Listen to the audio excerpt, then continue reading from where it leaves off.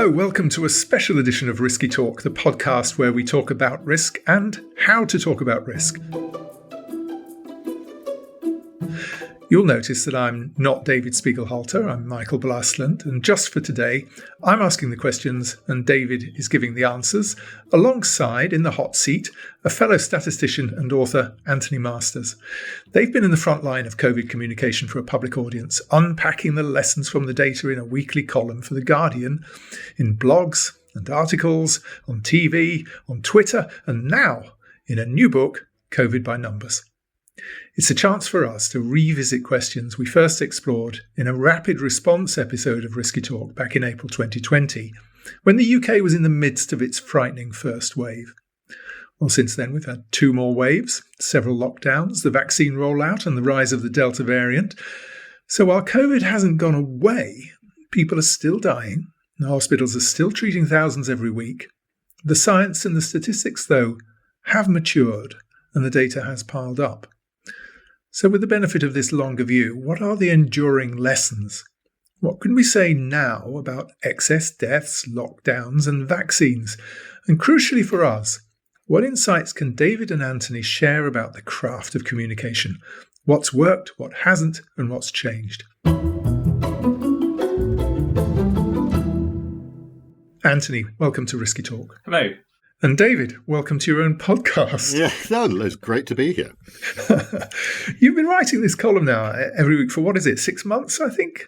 I mean, that alone seems notable to me, because even 15 years ago, I'm not sure we'd have seen people in the media who are, how to insult you, basically sort of mathematicians, looked to as an authority on something like disease. We'd have asked someone who did disease, and here we are, a couple of stats types, two of the leading voices. How did that happen, David? Yeah, it's interesting. No, we've been doing it since January, so I think we've done 38, 39 of them so far, which is extraordinary.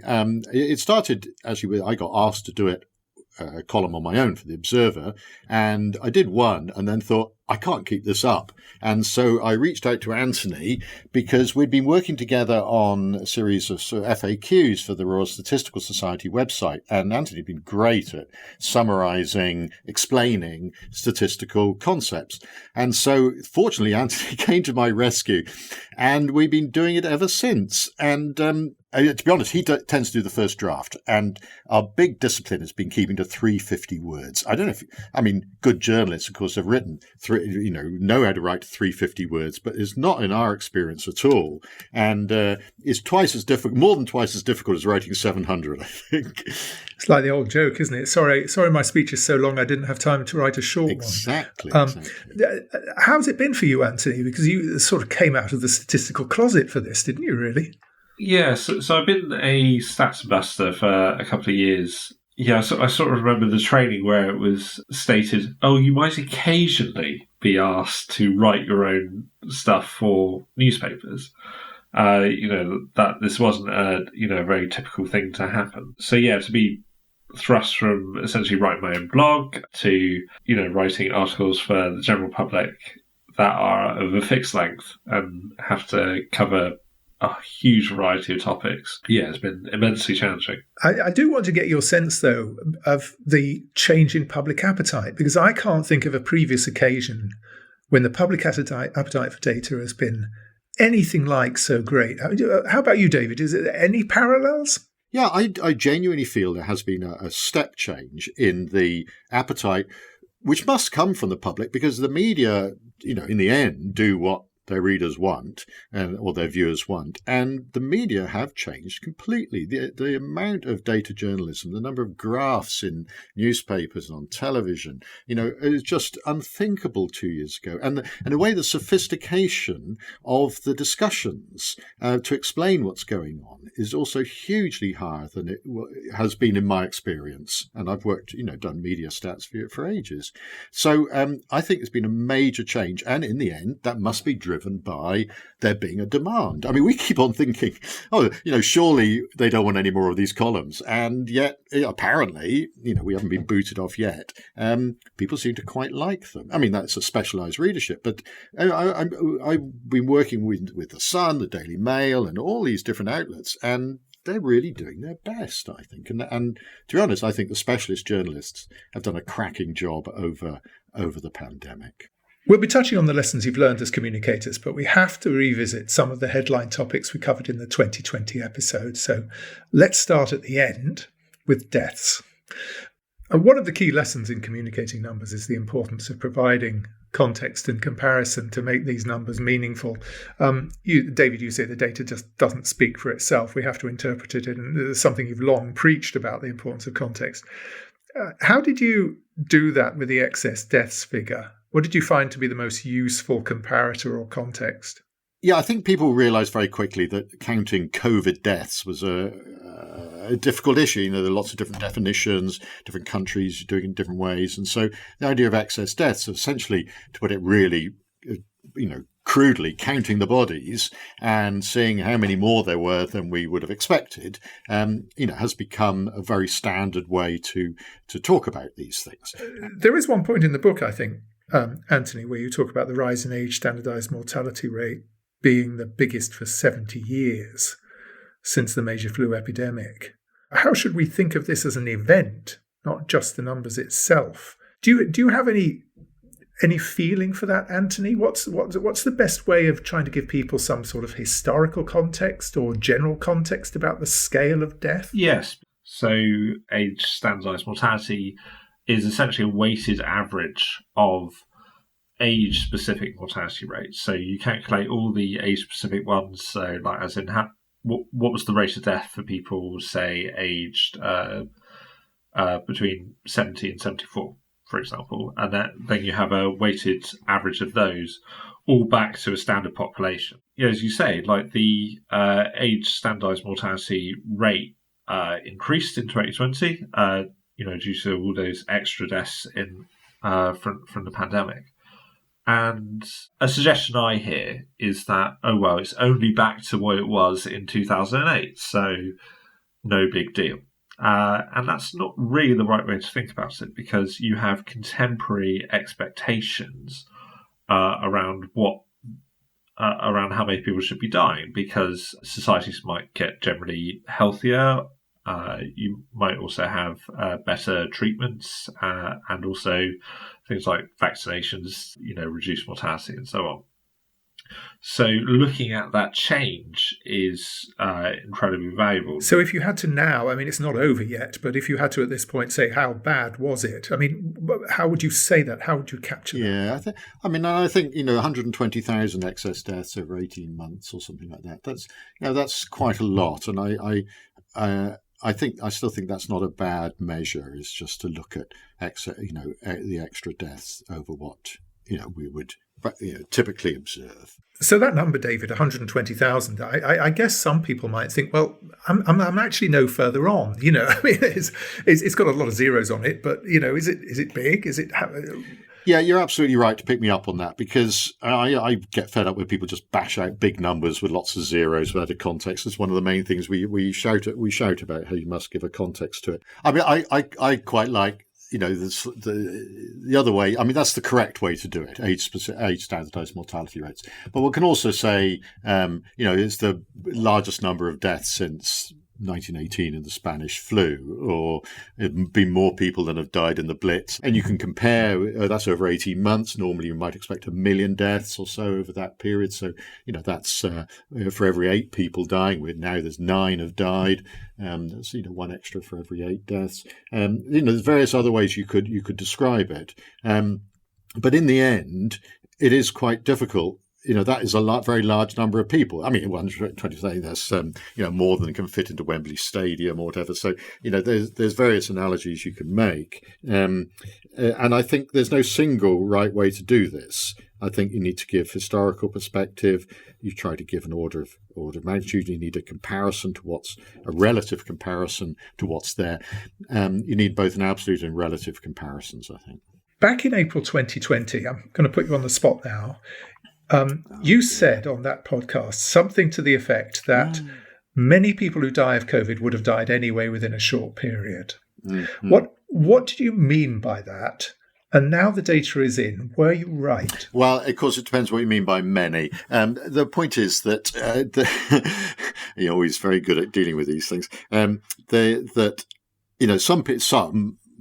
whether it's we count as many or not, of the people who died in the first wave, there's a large number of elderly people in care homes, whatever, and some of those would have died anyway over the next year. We've now got much better evidence for that because we've seen that, over the following year, there has been, in fact, a deficit in non-COVID deaths. Certainly over the winter we just had, 20 to 21, there are fewer non-COVID deaths. And while a lot of that could be explained by there not being any flu, there's also no doubt that that also includes people who did die maybe 8 months earlier than they would have, so-called mortality displacement, or even this awful term, harvesting. I actually thought, and as many people were saying, it was quite a large number. I think just afterwards, April, I did go on in the FT, I said I thought between 5 and 15%. I revised down my estimate as how many would have died anyway within the next year. And I don't think I've got any reason to shift from that. There's been some very nice work, sort of simulation work, looking at how many years of life people have lost who've died from COVID. And the average looks like, 10 to 12 years. But that's an average of a distribution with a very odd shape, a highly skewed distribution, where some people have lost large, amounts, 30, 40 years of life, not that many. And many people, the peak in a way of that distribution are of people who would have died within the next year, who have only lost less than a year of life. In other words, it's a distribution that starts with a peak on the left and just steadily drops downwards, but whose average is around about 10 or 11 years. So it's quite compatible that, and I still think a reasonable figure, 5 to 15% of people, may have died over the next year, and yet also the average length of life lost is about 10, 11 years. So both those things can be true at the same time when you've got such a skew distribution in terms of the harm, the years of life lost from COVID.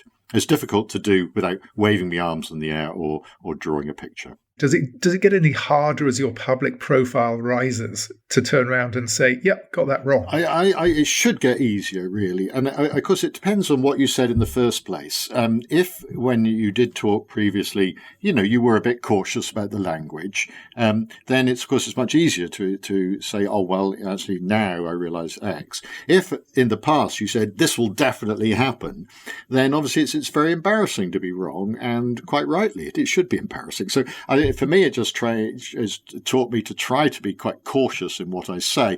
I am impressed, though. I mean, one of the things that strikes me about the Winton Centre, which supports the Risky Talk podcasts, is I won't call it a cult of sort of admitting mistakes, but there's almost an enthusiasm for it, and that's just not like most public conversation around sensitive issues. Well, I guess I don't know if I'm good enough at it, but we do try to promote this idea of scientific humility, that, you've got to admit uncertainty in the first place, which, of course, then it makes it easier to say, well, actually, now I have, this is now what I think. And that part of that humility is to admit where you're wrong. I mean, Michael, you've written about, you've written a nice article where at the end you all the authors had to own up about what they'd been wrong about, which I really like. I mean, I know I've been wrong. I was right at the beginning of I underjudged the severity of the epidemic. I think I misjudged it very much then. But the crucial claim there is that admitting error improves your trustworthiness.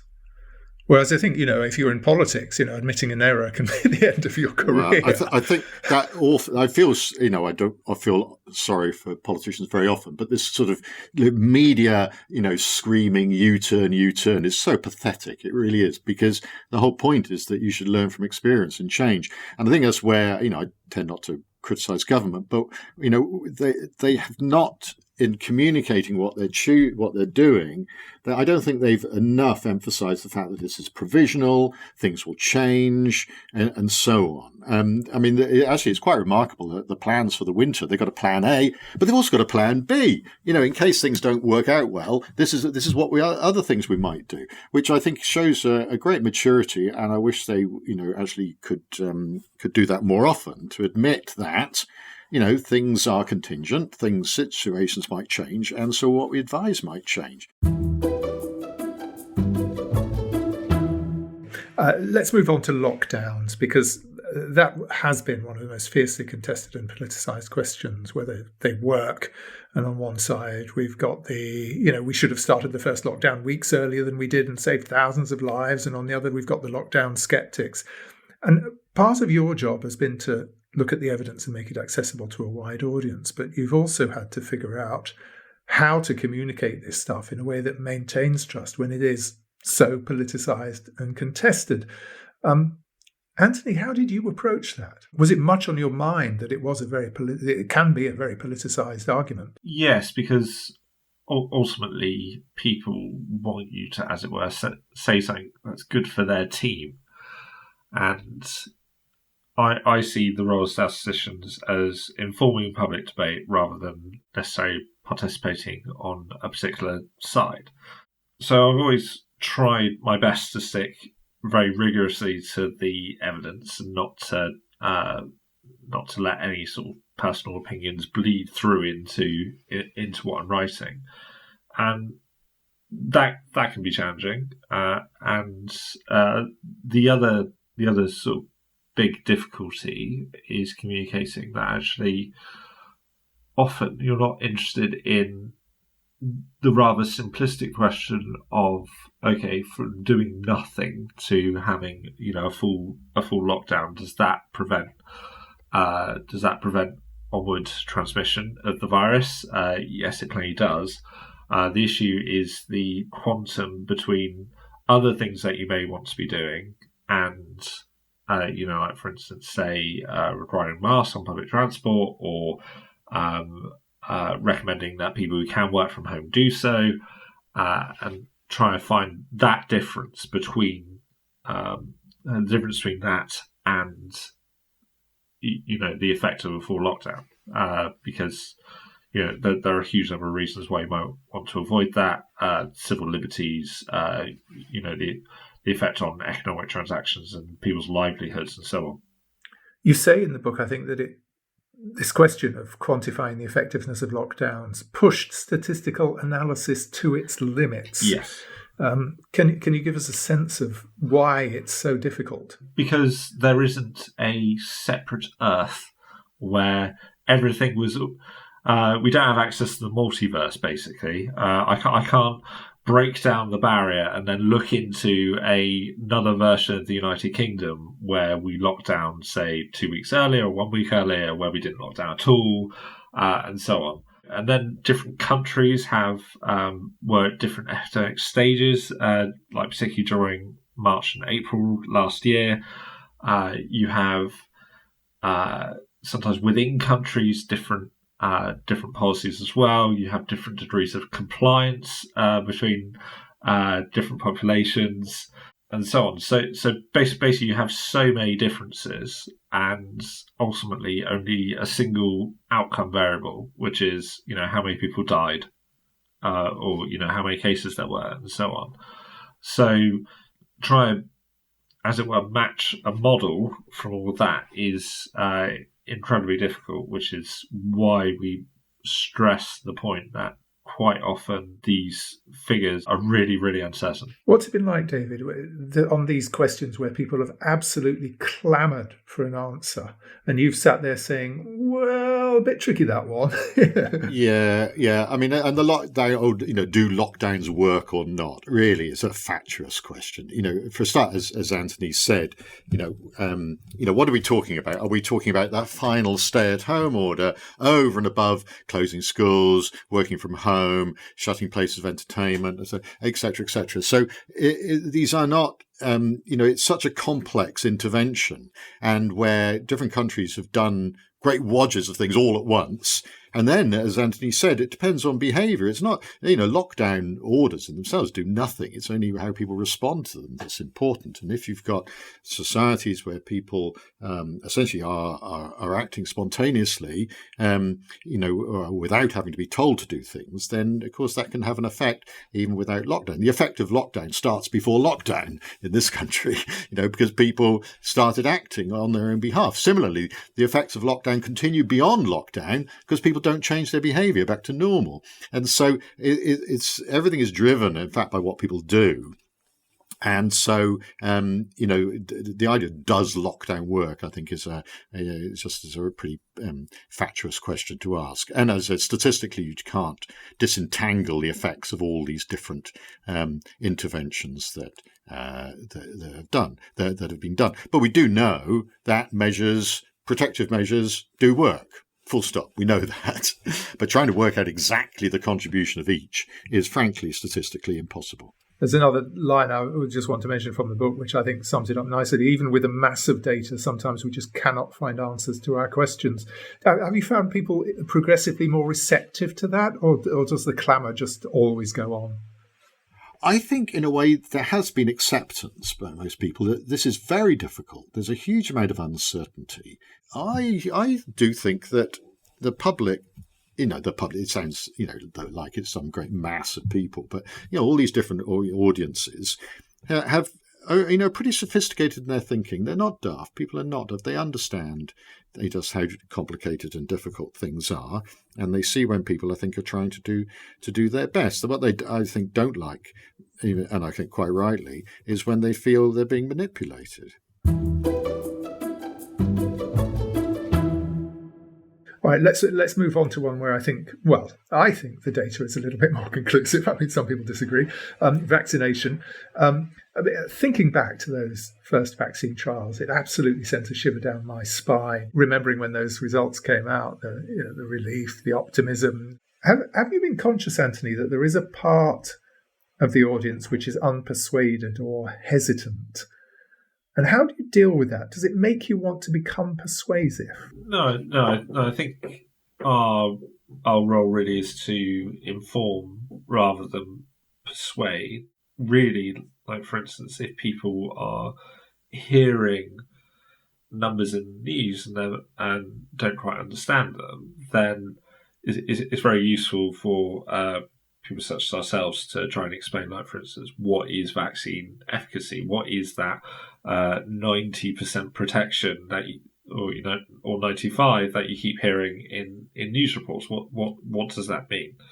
David, I wanted to ask you about a very particular graph that the Winton Centre produced, which it was around the time that we had some evidence emerging of extremely rare cases of cerebral thrombosis, these blood clots in the brain linked with the vaccine.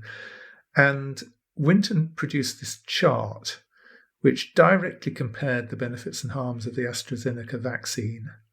And I think we're going to try and put this on the Risky Talk website so people know what we're talking about. But it really still seems to me to be, in a strange way, unusual. I think that's the first thing to say. Why wasn't everybody doing this? But also very powerful. Do you want to just talk us through the thinking behind it? Yes, yeah. As Anthony said, as we mentioned in numerous of these podcasts from the Winton Centre, we're interested in informing and not persuading. So it's not our job to try to counter vaccine hesitancy. That's not our job. As Anthony said, this is based much more on ideas of who you trust, which group you feel you identify with, than lack of access to the facts. However, I do think that it's absolutely incumbent on the authorities, whoever they are, to present people with the potential harms and benefits of any medical intervention, and vaccines are no exception. So what this was about last April, when these nasty blood clots, not just normal thromboses, had been identified with the AstraZeneca vaccine, particularly in younger people. And Winton Centre got the data from MHRA, and we needed to produce a graphic, which we did really quite rapidly, which tried to incorporate all the things that we go on about. And so it was seeking not to persuade, it was seeking to produce a balance of evidence, the for and against the vaccine. And the against were these nasty blood clots, for the benefits, we wanted a simple one statistic that sort of summarised things of a similar severity. And so we did intensive care visits avoided, and I think there's a fair balance there in terms of mortality rates and so on. And so we estimated per 100,000 people in different age groups, if they were vaccinated, how many intensive care visits would be avoided over 16 weeks. And if they were vaccinated, how many of these, but in contrast, if they were vaccinated, how many of these blood clots we might expect. And produce these both for, this depends of course on how much virus is circulating, so produce multiple versions. And we did this very rapidly at the request of MHRA, and sent them to Jonathan Van Tam. There was a press conference I think on the Wednesday, and I discussed them. We discussed these with him and thought they might use them as a basis for their communication. In fact, Jonathan just got up there live in the briefing with a very large audience with our slides and talked through them. And I hope they're up can go up on the Risky Talk website. But basically, they're a balance. They're on the left-hand side of the benefits, the right-hand side of the harms. Is that you've got a row for each age group, and what that clearly shows is that for people in my age group in their 60s, the benefits hugely outweigh the potential harms. But for under 30s, actually, if you just count these events, the harms outweigh the benefits. And a very dramatic picture, because the harms get worse as you get younger and the benefits get less. And so that actually seemed a very good basis for saying that's why the decision to be made that under 30s shouldn't get the AstraZeneca vaccine. That's now then been extended to the under 40s. So, and Van Tam, who's JVT, who's an excellent communicator. I think he's trusted because he's trustworthy. He treats people with respect. He's a good communicator, and he went through these in great detail. I thought, God, he's not going to go through those. The whole thing, is he? And he did. He took ages over it, and it went down incredibly well. Everyone wanted copies. They've been reproduced all over the place. Been very influential. And this was all done. Alex Freeman and John Aston really did the work behind those. And so it's something that's was done under pressure, but actually turned out to be very appropriate bit of communication. The crucial thing is it doesn't say what you should do. It just presents the benefits and harms, but not trying to say a false balance to say, therefore, there are benefits and harms. No, we want magnitudes. We want to know when there's clear tipping in one direction or another. The other thing, though, is that we did refine it later because we did get not criticised, but people pointed out, well, those are only some of the benefits and harms. What about the others? And rather than making a much more complicated graph, we later on in the final other versions, and I think this was a good move, actually wrote underneath what wasn't in the graph. There are other potential harms. That there may be from the vaccine, but there are many other potential benefits, in particular the benefits to everyone around you, which hadn't been taken into account, the reduction in transmission. And so I now am a big believer that when you've got a graphic that's got a sort of quite a strong lesson, you should, in a way, put the limitations of the graphic, what isn't there, in the graphic itself, so you can't take it away. Nobody can take it away. Not in some appendix somewhere down below in the small print. It should be up front. In a way, the limitations of what you're putting up there should be there for everyone to see. You didn't put the uncertainty on it. No. Well, it's quite tricky. That we could have put error bars and all of these things. I think it would have made it too complicated. It's the kind of thing where I think that it should be accessible for those who want to see it. But at the top level, for the first impression, you shouldn't have to have them on there. Because the error bars would not change the basic message. That's the crucial thing. If they really did, I'd want them on there. Anthony, I just want to ask you, as a sort of non-Winton commentator on these kind of things, you say, well, we should show the potential benefits and the potential harms. Do you go, well, duh? I mean, is it amongst the statistical community more broadly? I mean, why Why isn't this an absolutely routine approach to thinking about potential harm and benefit? Well, it's mostly because quantifying some of the harms and benefits can be really, really quite difficult. And if you were trying to create, say, some sort of index of different benefits and an index of different harms, then people might disagree with your weighting because there are some things that they consider more important. And I must admit, it was strange to see a graph like that, recognise that it hadn't really been done that much before, but it's since been replicated. I think by the regulation in the European Union as well. That kind of representation. I mean, I can see that there is a bit of a tension there. You've got on the one hand, you've got all these caveats. You could cut the data different ways. And on the other hand, you've got this craving for some sort of simplifying balance of risk and benefit, potential benefit and harm. I think there is, you go back to John Tukey, famous statistician, saying it's better to have an approximate answer to the right question than an exact answer to the wrong question. And I think, in the past, analysts, statisticians have tended to focus, as Anthony said, on, things we can really measure and put a confidence interval on and obsess over those. But in fact, if you're thinking much more broadly about the public and policy decisions, no, we can't just look at those things. We have to look at things that are more difficult to measure. And that means necessarily making a lot of simplifications, not being so precise, and so on. And acknowledging that, there are things there that may be important to people, but we're not able to put numbers on.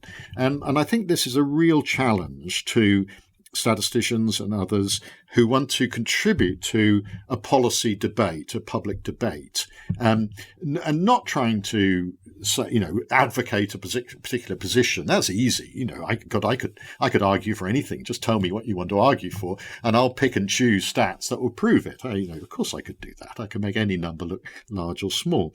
But that's not the point. If you're really trying to contribute to our public understanding, you've got to you've got to, as Anthony said, you've got to listen to what people are concerned about and respond to it, whether or not, in a sense, you've got the data.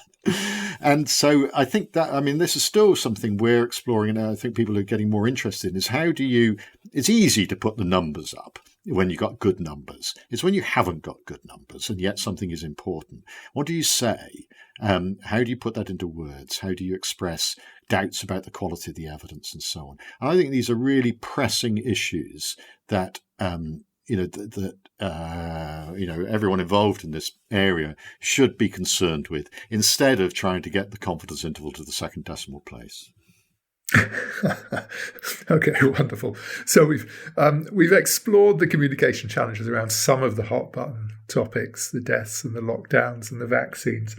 I just want to go back to the question at the end about how it's felt, the communication problem to be right in the eye of that storm. Anthony, do you have any biggest learning points, examples of success or failure? Sense of what you were bad at maybe at the beginning and what you've learned? I certainly, since starting these Zero articles, I realised I was quite bad at actually constraining it to like a very specific length.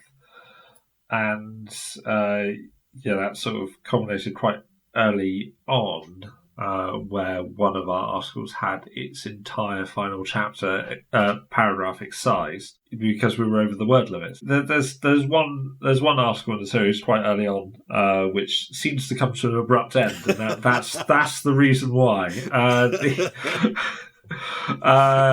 So it's a bit like touching a hot stove. You sort of learn not to do that again. I'm intrigued by the practicality of it. Given all the statistical conundrums, the thing that sort of sticks in your mind is how can I get 10 words out of this blasted thing? The other one is always trying to come up with good analogies. Oh, you had the seatbelt analogy, didn't you? For that, tell us about that, because that was pretty good. I thought that was a very effective one. I think I'd seen it being floated around. Actually, this idea, like, actually, most people who die in road accidents are wearing their seatbelt, and the reason for that isn't that somehow seatbelts are useless. It is simply that the coverage of seatbelt use is very, very high. But they don't offer perfect protection. They don't make you immortal whilst you're in the car. So that became a good analogy for vaccine protection. So you end up in this almost paradoxical situation where you have an effective vaccine, but most people who die of the disease are vaccinated. And that was the reason why. It's good to stress to people what the purpose of analogy is. You're only the main interest is in the way that the two situations are similar. It is not in all the very numerous ways that they're different. And the point about that one is that we'd received, we pointed out and tried to explain why most people who are dying from COVID have been vaccinated. And that was picked up by anti-vaxxers, and we got all sorts of abuse and things like that, because that's the other element. Anthony's better at dealing with this than I am, I think. But the level of criticism and abuse that we get sometimes can be quite strong. You have been doing this for years now. In fact, when are you supposed to be retiring? Yeah. No, I've retired. I don't get paid for any of this stuff. Yeah. Okay. Well, so, any notable successes or failures you can recall worth reflecting on? I think the successes is that I have learned at the start of all this, when I was being interviewed or something, I felt I had to answer all the questions.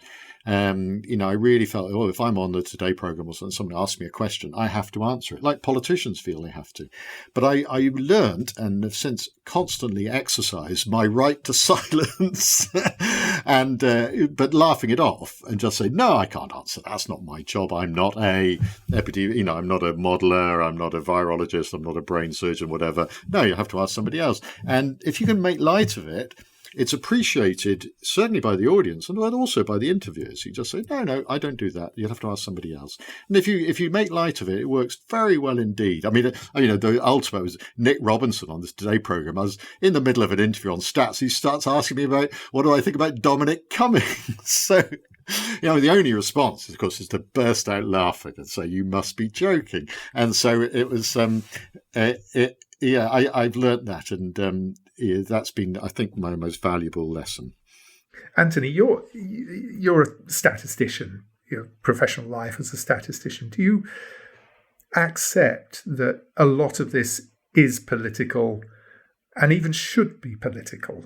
That a lot of it simply can't be settled by data, that you can try and confine your own points of view to questions about the provenance of the data, try and interpret exactly what it means, but ultimately you just can't keep the politics out of those kind of conversations. Yeah, because ultimately, like for instance, if you're talking about, say, the government taking emergency powers in order to enact various restrictions on public life, with the aim, of course, of trying to contain the virus, then that's inevitably a political question, because that's about what power does the government hold and how does it exercise it, what checks and balances are there, and so on. So that is inevitably a political question. It's about what can I add to the debate, through statistical analysis, and also trying to get helping other people interpret the figures that they see and hear. I guess in a way I'm curious about the ultimate limitations of what you've been trying to do, because it does strike me that the attitudes to risk of COVID are still very different. There's some people who are hyper nervous, others are blasé, and that's not just because of their own personal vulnerability as being high or low. So can the data ever bring a shared understanding of risk, or is it just too personal and political? Yeah, I would lean towards saying that, ultimately, I don't think you're going to get people to share an understanding of risk. Like two people can read the same graph, read the same analysis, and come to very different conclusions. Absolutely. I so agree with all of that. That, the data doesn't tell you what to do. It never does. And it's not for data or science to dictate policy. In the end, that is a political decision. But what we would hope, what we do and the way we work, is in a sense to raise the level of the debate, to provide a common core of information that everyone's got, to counter misinformation, so that at least people aren't trying to base their judgments on false claims. And then, then it is a personal and political process. We're making personal decisions. It's up to your own feelings and anxieties. And politically, it's up to, whatever governs political decisions. So I think this is, in a way, an honourable task to try to raise, levelling up the debate. That's what I think it should be, to use a political phrase. Very nice way to finish, I think, when there's so much anxiety about the idea that it's all fake. It's clearly not all fake. And thanks to Anthony Masters and to David Spiegelhalter for being on the side as far as possible, given all the uncertainties, of the right stuff. And thanks for joining us on Risky Talk. Thanks both.